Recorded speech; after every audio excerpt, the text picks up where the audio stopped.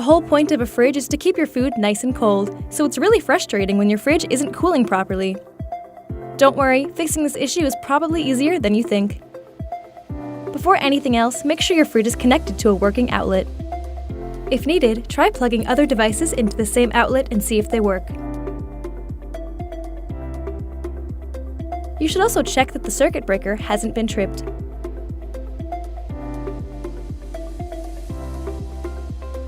It may seem obvious, but make sure the fridge's doors are closed.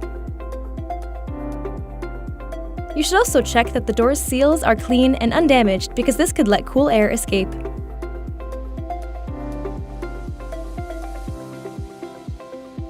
Additionally, make sure the fridge is set to a low temperature and that it's not located somewhere that's very warm, such as a spot with direct sunlight. Furthermore, try to leave at least 2 inches of clearance at the back and top of the refrigerator.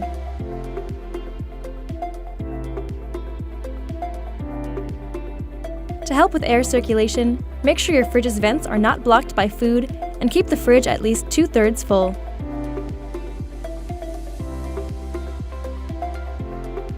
On the other hand, demo mode, also known as cooling off mode, could be causing the problem. This mode is used in retail stores. The lights and control panel will glow, but the fridge will not cool.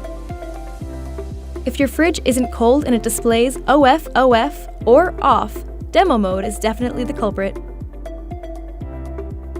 To deactivate demo mode, you'll need to press the correct arrangement of buttons.